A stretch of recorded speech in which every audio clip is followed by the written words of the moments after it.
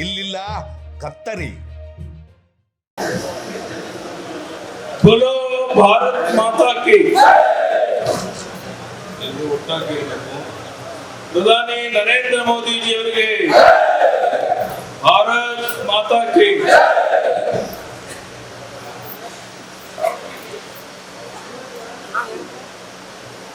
ಈ ಸ್ಥಳೀಯ ಸಂಸ್ಥೆಗಳ ಈ ಚುನಾವಣೆಯಲ್ಲಿ ಉಪಸ್ಥಿತಿರುವಂತ ಎಲ್ಲ ಗ್ರಾಮ ಪಂಚಾಯತಿ ಚುನಾಯಿತ ಪ್ರತಿನಿಧಿಗಳೇ, ಪಕ್ಷದ ಹಿರಿಯ ಮುಖಂಡರೇ, ಮಾಧ್ಯಮದ ಸ್ನೇಹಿತರೆ, ಮಂಡ್ಯ ಜಿಲ್ಲೆಯಲ್ಲೂ ಸಹ ಬಿಜೆಪಿನ ಕಟ್ತೇನೆ ಬೆಳೆಸ್ತೇನೆ ಅಂತೇಳಿ ಪಣ ತೊಟ್ಟು ತಮ್ಮ ಸಮಯವನ್ನು ಮುಡುಪಾಗಿಟ್ಟು ಕೆಆರ್ಪೇಟೆಯಿಂದ ಆಯ್ಕೆಯಾಗಿ ಮಾನ್ಯ ಸಚಿವರಾಗಿ ಕೆಲಸ ಮಾಡ್ತಿರುವಂತ ಮಾನ್ಯ ನಾರಾಯಣಗೌಡ್ರೆ, ರಾಜ್ಯ ಬಿಜೆಪಿ ಉಪಾಧ್ಯಕ್ಷರಾದಂತ ಬಿ ಸೋಮಶೇಖರ್ ಅವರೇ, ಬಿಜೆಪಿ ಜಿಲ್ಲಾಧ್ಯಕ್ಷರಾದಂತ ವಿಜಯ್ ಕುಮಾರ್ ಅವರೇ, ಸಿದ್ದರಾಮಯ್ಯನವರೇ, ನಾಗನಗೌಡ್ರೆ, ಶ್ರೀಮತಿ ವಿದ್ಯಾ ನಾಗೇಂದ್ರ ಅವರೇ, ಶಿವಣ್ಣನವರೇ, ಉಮೇಶ್ ಅವರೇ, ಶಿವಲಿಂಗೇಗೌಡ್ರೆ, ವೇದಿಕೆ ಮೇಲಿರುವಂತ ಉಳಿದೆಲ್ಲ ಮುಖಂಡರೇ, ಇಷ್ಟು ದೊಡ್ಡ ಸಂಖ್ಯೆಯಲ್ಲಿ ಸೇರಿರುವಂತಹ ಆತ್ಮೀಯ ನನ್ನ ಬಂಧುಗಳೇ, ಈಗ ತಾನೇ ಈ ಭಾಗದ ಜನಪ್ರಿಯ ಮುಖಂಡರಾದಂತ ಮಾನ್ಯ ಬಸವರಾಜ್ ಅವರು ಬಿಜೆಪಿಗೆ ಸೇರಿರುವಂತಹದನ್ನು ಒಂಥರ ಆನೆ ಬಲ ಬಂದಂತಾಗಿದೆ. ಅವರಿಗೆ ಸ್ವಾಗತ ಮಾಡ್ತಾ ಇದ್ದೇನೆ. ಬಂಧುಗಳೇ, ನಾನು ಇಲ್ಲಿ ಬಂದಾಗ ನಮ್ಮೆಲ್ಲರನ್ನ ನೀವು ಸ್ವಾಗತ ಮಾಡಿದಂತ ರೀತಿ ನೋಡಿದಾಗ ನಾನು ಶಿವಮೊಗ್ಗ ನಗರಕ್ಕೆ ಬಂದಿದ್ದೇನೋ ಅಥವಾ ಮಂಡ್ಯ ನಗರಕ್ಕೆ ಬಂದಿದ್ದೇನೋ ಅಂತ ಅನುಮಾನ. ತಾವು ದೇವರ ದರ್ಶನ ಮಾಡಿಸಿ ಅಭಿಮಾನದಿಂದ ಕಿಕ್ಕೆರೆದು ತಾವೆಲ್ಲ ಸೇರಿದ್ದೀರಾ. ನಿಮ್ಮ ಪ್ರೀತಿ ವಿಶ್ವಾಸಕ್ಕೆ ನಾನು ಋಣಿಯಾಗಿದ್ದೇನೆ. ನಾರಾಯಣ ಜೊತೆ ಸೇರಿ ಬರುವಂತ ವಿಧಾನಸಭಾ ಚುನಾವಣೆಯಲ್ಲಿ 3-4 ಕ್ಷೇತ್ರ ಗೆಲ್ಲೇಬೇಕು. ಅದಕ್ಕೆ ನಾನು ಸಹ ಕೈ ಜೋಡಿಸ್ತೇನೆ ಅನ್ನೋ ಭರವಸೆ.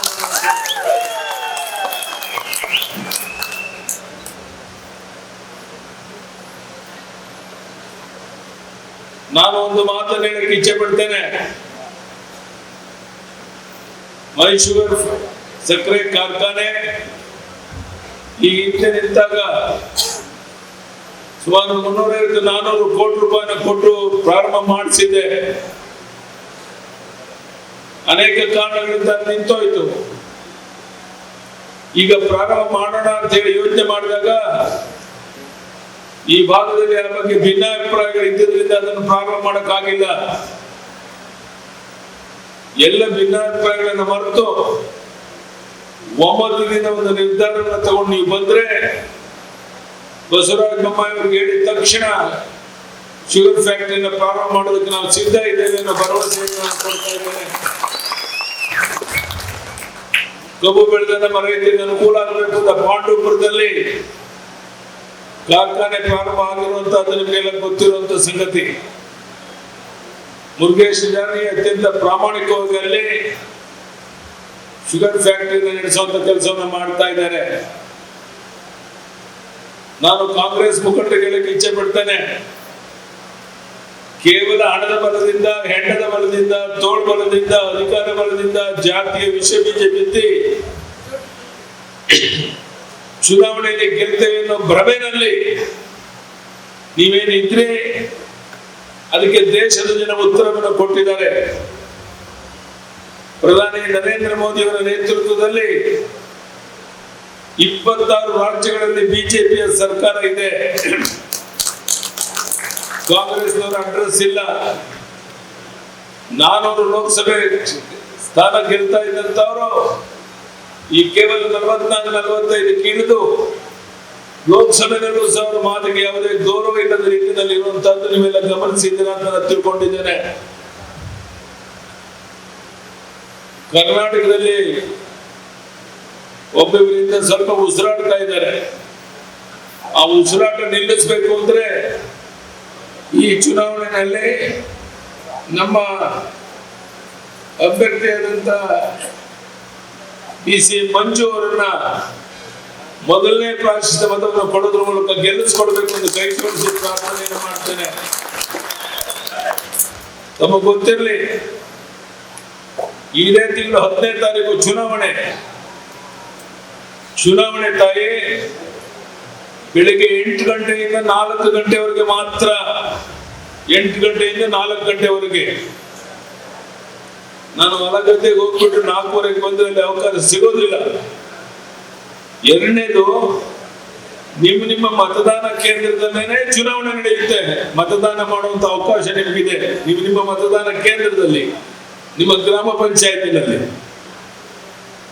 ಬೆಳಗ್ಗೆನೆ ಎದ್ದು ದೇವರ ಕೈ ಮುಗಿದು ದಯಮಾಡಿ ನಮ್ಮ ಅಭ್ಯರ್ಥಿಗೆ BC ಮಂಜುಗೆ ಮೊದಲನೇ ಪ್ರಾಶಸ್ತ್ಯ ಮತವನ್ನು ಕೊಡೋದ್ರ ಮೂಲಕ ಅವ್ರನ್ನ ಗೆಲ್ಲಿಸ್ಕೊಡ್ಬೇಕು ಅಂತ ಮತ್ತೊಮ್ಮೆ ಕೈ ಜೋಡಿಸಿ ನಾನು ನಿಮ್ಮಲ್ಲಿ ಪ್ರಾರ್ಥನೆ ಮಾಡ್ತೇನೆ. ಪ್ರಧಾನಿ ನರೇಂದ್ರ ಮೋದಿ ಅಂತ ಮಹಾನ್ ವ್ಯಕ್ತಿ ಈ ದೇಶದ ಪ್ರಧಾನಿಯಾಗಿರುವಂತಹದ್ದು ಇಡೀ ವಿಶ್ವವೇ ಭಾರತದ ಕಡೆ ನೋಡ್ತಾ ಇರುವಂತಹದ್ದು. ಅಂತ ಮಹಾನ್ ವ್ಯಕ್ತಿಯ ಪಕ್ಷದ ಸದಸ್ಯರು ನಾವೆಲ್ಲ ಅನ್ನುವಂತಹದ್ದೇನೆ ನಮಗೆಲ್ಲ ಹೆಮ್ಮೆ ತರುವಂತ ಸಂಗತಿ. ನಮ್ಮ ನಿರೀಕ್ಷೆ ಮೇರೆ ನಮ್ಮ ಸಚಿವರಾದಂತಹ ನಾರಾಯಣಗೌಡರು ಈ ಜಿಲ್ಲೆಯಲ್ಲಿ ಪಕ್ಷವನ್ನು ಬಲಪಡಿಸೋಕ್ಕೋಸ್ಕರ ಶಕ್ತಿ ಮೀರಿ ಪ್ರಯತ್ನ ಮಾಡ್ತಾ ಇದ್ದಾರೆ. ಇಂಥ ಸಂದರ್ಭದಲ್ಲಿ ನಮ್ಮ BC ಮಂಜು ವಿಧಾನ ಪರಿಷತ್ಗೆ ಆಯ್ಕೆಯಾಗಿ ಬಂದ್ರೆ ಒಂದು ದೊಡ್ಡ ಶಕ್ತಿ ಮಂಡ್ಯ ಜಿಲ್ಲೆ ನೀವು ಕೊಟ್ಟಂತಾಗುತ್ತೆ. 25 ವಿಧಾನ ಪರಿಷತ್ತಿನ ಚುನಾವಣೆ ನಡೀತಾ ಇದೆ. ನಾವು ಸ್ಪರ್ಧೆ ಮಾಡುವುದು 20ಕ್ಕೆ ಮಾತ್ರ. ಎಲ್ಲಿ 2 ಕ್ಷೇತ್ರ ಇದೆ ಇಲ್ಲಿ ಸ್ಪರ್ಧೆ ಮಾಡಿಲ್ಲ ನಾವು. 20ರಲ್ಲಿ ನಮ್ಮ BC ಮಂಜು ಸೇರಿ 15-16 ಜನ ಗೆಲ್ತೇವೆ ಅನ್ನೋ ಸಂಪೂರ್ಣ ವಿಶ್ವಾಸ ನನಗಿದೆ. ನನ್ನ ಸ್ವಂತ ಜಿಲ್ಲೆ ಮಂಡ್ಯದಲ್ಲಿ ಈ ರೀತಿ ಅಭೂತಪೂರ್ವವಾದಂತಹ ಸ್ವಾಗತವನ್ನು ನಿರೀಕ್ಷೆ ಮಾಡಿರಲಿಲ್ಲ. ಬರುವಂತ ದಿವಸಗಳಲ್ಲಿ ನೀವು ಕರೆದಾಗ ಮಂಡ್ಯ ಜಿಲ್ಲೆಯ ಪ್ರತಿಯೊಂದು ವಿಧಾನಸಭಾ ಕ್ಷೇತ್ರಕ್ಕೆ ನಾನು ನಮ್ಮ ವಿಜಯಣ್ಣ ಉಳಿದ ಪಕ್ಷವನ್ನು ಬಲಪಡಿಸೋಣ. ಮನೆ ನಮ್ಮ ಸಚಿವರಾದ ಸೋಮಶೇಖರ್, ನಾರಾಯಣಗೌಡರು ಎಲ್ಲ ನಾವೆಲ್ಲ ಒಟ್ಟಾಗಿ ಸೇರಿ ಈ ಜಿಲ್ಲೆನಲ್ಲೂ ಸಹ ಪಕ್ಷವನ್ನು ಬಲಪಡಿಸಿದ್ರೆ ನನ್ನ ಸ್ವಂತ ಜಿಲ್ಲೆಯಲ್ಲಿ ಪಕ್ಷ ಬೆಳೀತಾ ಇದೆ ಅನ್ನುವಂಥದ್ದು ನನಗೆ ಅತ್ಯಂತ ಸಂತೋಷ ತರುವಂತ ಸಂಗತಿ. ಬಂಧುಗಳೇ, ಇವತ್ತು ಹಣದ ಬಲದಿಂದ, ಹೆಂಡದ ಬಲದಿಂದ, ತೋಳು ಬಲದಿಂದ, ಅಧಿಕಾರ ಬಲದಿಂದ ಜಾತಿಯ ವಿಶ್ವೀಜ ಬಿತ್ತಿ ಚುನಾವಣೆಯಲ್ಲಿ ಗೆಲ್ತೇವೆ ಅನ್ನುವಂತ ಕಾಲ ಮುಗಿದಿದೆ. ಕಾಂಗ್ರೆಸ್ ಕಿವಿ ಮಾತನ್ನ ಹೇಳಕ್ಕೆ ಇಚ್ಛೆ ಪಡ್ತೇನೆ. ಬಹುಶಃ ಬರುವಂತ ವಿಧಾನಸಭಾ ಚುನಾವಣೆಯಲ್ಲಿ ನಾನು ಮಂಡ್ಯ ಜಿಲ್ಲೆ ಸೇರಿ ರಾಜ್ಯದಲ್ಲಿ ಎಲ್ಲ ಕಡೆ ಪ್ರವಾಸ ಮಾಡ್ತೇನೆ. ಸುಮಾರು 140ಕ್ಕೂ ಹೆಚ್ಚು ಕ್ಷೇತ್ರ ಗೆದ್ದು ಮತ್ತೊಮ್ಮೆ ಕರ್ನಾಟಕದಲ್ಲಿ ಬಿಜೆಪಿ ಅಧಿಕಾರಕ್ಕೆ ತರಬೇಕಾಗಿದೆ. ಆ ಹಿನ್ನೆಲೆಯಲ್ಲಿ ನಮ್ಮ BC ಮಂಜುವನ್ನ MLC ಆಗಿ ಆಯ್ಕೆ ಮಾಡಿ ಕಳಿಸ್ಕೊಟ್ರೆ ಬಹಳ ದೊಡ್ಡ ಶಕ್ತಿಯನ್ನು ನೀವು ಕೊಟ್ಟಂತಾಗುತ್ತೆ. ಆ ಕೆಲಸವನ್ನು ನೀವು ಮಾಡಬೇಕು ಅಂತ ಕೈ ಜೋಡಿಸಿ ನಾನು ಪ್ರಾರ್ಥನೆ ಮಾಡ್ತೇನೆ. ನಿಮ್ಗೆಲ್ಲ ಗೊತ್ತಿದೆ, ಶಿಕ್ಷಕರ ಕ್ಷೇತ್ರದ ಶಿಕ್ಷಕರ ಪ್ರತಿನಿಧಿ ವಿಧಾನ ಪರಿಷತ್ತಿಗೆ ಬಂದು ಅವರ ಸಮಸ್ಯೆ ಚರ್ಚೆ ಮಾಡ್ತಾನೆ. ಪದವೀಧರ ಕ್ಷೇತ್ರದ ಪದವೀಧರ ಅಭ್ಯರ್ಥಿ ಪರವಾಗಿ ಅವರು ಬಂದು ಪದವೀಧರ ಪರವಾಗಿ ಚರ್ಚೆ ಮಾಡ್ತಾರೆ. ಆದರೆ ನಿಮ್ಮೆಲ್ಲರ ಪರವಾಗಿ ಸ್ಥಳೀಯ ಸಮಸ್ಯೆಗಳ ಪರವಾಗಿ ಚರ್ಚೆ ಮಾಡೋದಕ್ಕೆ ನಮ್ಮ BC ಮಂಜು ಬಂದ್ರೆ ಈ ಭಾಗದಲ್ಲಿ ದೊಡ್ಡ ಶಕ್ತಿಯನ್ನು ನೀವು ಕೊಟ್ಟಂತಾಗುತ್ತೆ. ನಿಮ್ಮ ಪರವಾಗಿ ಅವರು ಬಂದಿದ್ದಾರೆ. ಈಗಾಗಲೇ ಅವರು ಹೇಳಿದ್ರು ನಮ್ಮ ಮನೆಗೆ ಹೋಗಿ ಬಂದಿದ್ದೇನೆ ಅಂತ. ನಾನು ನಿಮ್ಮನ್ನು ಕೇಳಿದೆ, ನೀವೇನ್ ಮಾಡ್ತೀರಾ? 10ನೇ ತಾರೀಕು ಚುನಾವಣೆ, ಅಲ್ಲಿವರೆಗೆ ನೀವು ನಮ್ಮ ಅಭ್ಯರ್ಥಿ BC ಮಂಜುವರ ಪರವಾಗಿ ಮನೆಗೆ ಹೋಗಿ ಈ ಚುನಾವಣೆಯ ಮಹತ್ವವನ್ನು ತಿಳಿಸೋದ್ರ ಮೂಲಕ ಅವರ ಮೊದಲನೇ ಪ್ರಾಶಸ್ತ್ಯ ಮತವನ್ನು ಕೊಡಿಸೋದಕ್ಕೆ ನೀವು ಯಶಸ್ವಿ ಆದ್ರೆ ನನಗನ್ಸುತ್ತೆ ಮಂಡ್ಯ ಜಿಲ್ಲೆಯಲ್ಲಿ ಬಂದ ಹೊಸ ಇತಿಹಾಸವನ್ನ ಬರೆದಂತಾಗುತ್ತೆ. ಆ ಕೆಲಸವನ್ನ ನೀವೆಲ್ಲ ಒಗ್ಗಟ್ಟಾಗಿ ಮಾಡಬೇಕು ಅಂತ ಕೈ ಜೋಡಿಸಿ ನಿಮ್ಮಲ್ಲಿ ಪ್ರಾರ್ಥನೆ ಮಾಡಿ, ನಾನು ನಿರೀಕ್ಷೆ ಮಾಡಿಲ್ಲ. ಪ್ರಾಮಾಣಿಕ ನಮ್ಮ ತಾಯಿಯಂದ್ರು ಅಣ್ಣ ತಮ್ಮಂದ್ರಿಗೆ ಹೇಳ್ತೇನೆ, ಈ ರೀತಿಯ ಭವ್ಯವಾದಂತಹ ಸ್ವಾಗತ ಸಿಗಬಹುದು, ಇಷ್ಟು ದೊಡ್ಡ ಪ್ರಮಾಣದಲ್ಲಿ ತಾವೆಲ್ಲ ಸೇರಬಹುದು ಅಂತ ನಾನಂತೂ ನಿರೀಕ್ಷೆ ಮಾಡಿರಲಿಲ್ಲ. ಅದಕ್ಕೆ ನಾನು ಪ್ರಾರಂಭದಲ್ಲಿ ಹೇಳಿದಂತಹದ್ದು, ನಾನು ಶಿವಮೊಗ್ಗ ಜಿಲ್ಲೆಗೆ ಬಂದಿದ್ದೇನೋ ಮಂಡ್ಯ ಜಿಲ್ಲೆಗೆ ಬಂದಿದ್ದೇನೋ ಅನುಮಾನ ಬರುತ್ತೆ. ಆ ರೀತಿ ಒಂದು ನಮ್ಮೆಲ್ಲ ಪ್ರಮುಖ ಕಾರ್ಯಕರ್ತರು ಮುಖಂಡರುಗಳು ಇಲ್ಲಿ ಸೇರಿದ್ದೀರ. ನಾನು ಮತ್ತೊಮ್ಮೆ ನಮ್ಮ ನಾರಾಯಣಗೌಡರಿಗೆ ಅಭಿನಂದನೆಯನ್ನು ಸಲ್ಲಿಸ್ತೇನೆ. ಅವರವರ ಸ್ನೇಹಿತರೆಲ್ಲ ಸೇರಿ ಬಹಳ ಶ್ರಮ ಪಟ್ಟು ವಿಶೇಷವಾಗಿ ಈ ಕಾರ್ಯಕ್ರಮವನ್ನು ಏರ್ಪಡಿಸಿದ್ದಾರೆ. ಮತ್ತೆ ಅವರ ಶ್ರಮಕ್ಕೆ ಪ್ರತಿಫಲ ಅಂತ ಹೇಳಿದ್ರೆ ನಮ್ಮ BC ಮಂಜು ಅವರು ಮೊದಲನೇ ಸುತ್ತಿನಲ್ಲಿ ಚುನಾವಣೆಯಲ್ಲಿ ಗೆಲ್ಲಬೇಕು. ಅದು ಸಾಧ್ಯ ಇದೆ. ನೀವು ಮನಸ್ಸು ಮಾಡಿದ್ರೆ ಅಸಾಧ್ಯವಾದದ್ದು ಯಾವುದೂ ಇಲ್ಲ. ಈಗಾಗಲೇ BC ಮಂಜು ಅವರು ಮನೆಗೆ ಹೋಗಿ ಅವ್ರು ಯಾವುದೇ ಪಕ್ಷ ಭೇದ ನೋಡಿದರೆ ಎಲ್ಲರನ್ನ ಭೇಟಿ ಮಾಡಿ ಬಂದಿದ್ದಾರೆ. ಅವರೆಲ್ಲರೂ ಆಶೀರ್ವಾದ ಮಾಡ್ತೀವಿ ಅಂತ ಹೇಳಿದ್ದಾರೆ.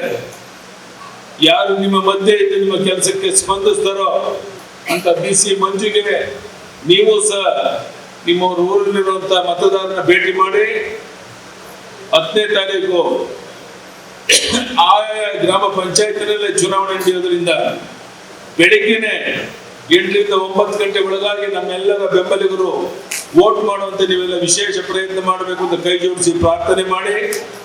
ಮೈಸೂರು ಜಿಲ್ಲೆಯಲ್ಲಿ ಬೇರೆ 3-4 ಕಾರ್ಯಕ್ರಮಗಳಿದ್ದಾವೆ. ಹೆಚ್ಚು ಸಮಯನ ತಗೊಳ್ಳೋದಿಲ್ಲ. ಮತ್ತೊಮ್ಮೆ ಪಕ್ಷವನ್ನು ಬಲಪಡಿಸೋಕ್ಕೋಸ್ಕರ ನಾರಾಯಣಗೌಡರು ಮತ್ತೆ ನಮ್ಮ BC ಮಂಜು ಅವರ ಜೊತೆಗೆ ನಾನು ಬರ್ತೇನೆ. ಮಂಡ್ಯ ಜಿಲ್ಲೆಯಲ್ಲಿ ಪಕ್ಷವನ್ನು ಬಲಪಡಿಸೋಣ. ಇಲ್ಲಿ 3-4 ಜನ MLA ಗೆಲ್ಲೇಬೇಕು. ಅದಕ್ಕೆ ಏನೇನು ಶ್ರಮ ಬೇಕೋ ಅವೆಲ್ಲವನ್ನು ಹಾಕಿ ನಾವು ಸಿದ್ಧ ಇದ್ದೇವೆ ಎಂದು ಭರವಸೆಯನ್ನು ಕೊಟ್ಟು ಈ ವಿಶೇಷ ಕಾರ್ಯಕ್ರಮವನ್ನು ಇಷ್ಟೊಂದು ಅದ್ದೂರಿಯಿಂದ ವ್ಯವಸ್ಥೆ ಮಾಡಿರುವಂತ ಮಾನ್ಯ ಸಚಿವರಾದಂತಹ ನಾರಾಯಣಗೌಡರಿಗೆ ಉಳಿದೆಲ್ಲ ಮುಖಂಡರಿಗೆ ಅಭಿನಂದನೆಯನ್ನು ಸಲ್ಲಿಸಿ, ಮಾಧ್ಯಮದ ಸ್ನೇಹಿತರಿಗೆ ಮತ್ತೊಮ್ಮೆ ವಂದನೆ ಸಲ್ಲಿಸಿ, ವೇದಿಕೆ ಮೇಲಿರುವಂತ ಮುಖಂಡರಿಗೆ ಎಲ್ಲರಿಗೂ ವಂದನೆಯನ್ನು ಸಲ್ಲಿಸಿ, ಇವತ್ತೇನು ಮಾನ್ಯ ಬಸವರಾಜ್ ಅವರು ಬಿಜೆಪಿಗೆ ಸೇರಿದ್ದಾರೆ, ಇವತ್ತಿನಿಂದಲೇ ನಮ್ಮ ಅಭ್ಯರ್ಥಿ ಗೆಲುವಿಗೆ ಅವರು ಸಹ ಕೆಲಸವನ್ನು ಪ್ರಾರಂಭ ಮಾಡಬೇಕು ಅಂತ ವಿನಂತಿ ಮಾಡಿಕೊಂಡು, ಇನ್ಯಾರ್ಯಾರು ಬಿಜೆಪಿಗೆ ಸೇರಬೇಕು ಅಂತ ಎಲ್ಲರನ್ನು ಸೇರಿಸಿಕೊಂಡು ಪಕ್ಷವನ್ನ ಬಲಪಡಿಸಬೇಕು.